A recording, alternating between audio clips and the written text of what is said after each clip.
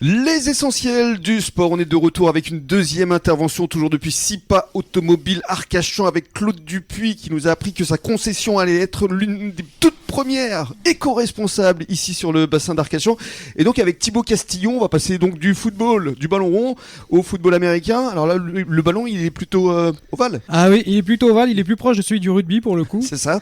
Mais ça reste assez différent tout de même du rugby. Alors vous êtes président donc du club de football américain qui s'appelle les Peaux Rouges, basé à Lacanau de Mios, qui va d'ailleurs fêter prochainement ses 10 ans. Eh bien on les fête là, justement, cette saison, c'est 10 ans. Et en plus, on a ouvert ce week-end le championnat régional. C'est ça. Avec une belle ouverture, vu qu'on fait une victoire. Alors, on revient à domicile, on revient avec une victoire. Oui, c'était où exactement? C'était à Dax? Alors, Saint-Paul de Dax, ouais. Ah, on a affronté une équipe en entente qui s'appelle les Blue Ravens, en entente avec les Anges de Montmarsan.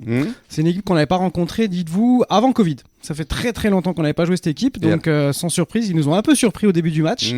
Et on a su se reprendre, ouvrir la marque et tenir jusqu'au bout sur ce match qui a été assez serré, mine de rien, parce qu'on a fini sur le score de 7-6. Ah oui. Donc score très serré.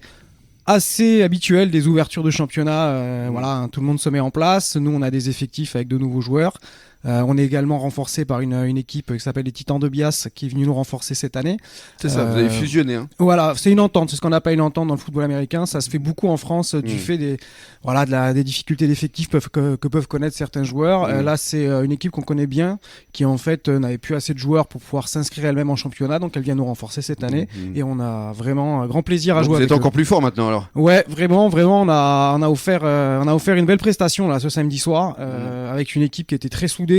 Malgré qu'on soit une équipe qui s'entraîne pas avec eux forcément, parce que Bias c'est pas à côté, on peut pas se voir très souvent.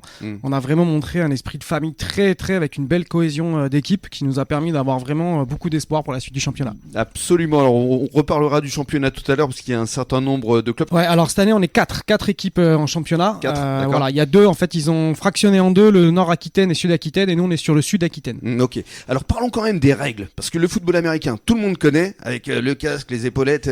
Mais alors c'est quoi le principe? Il faut aller marquer des essais un peu comme au rugby?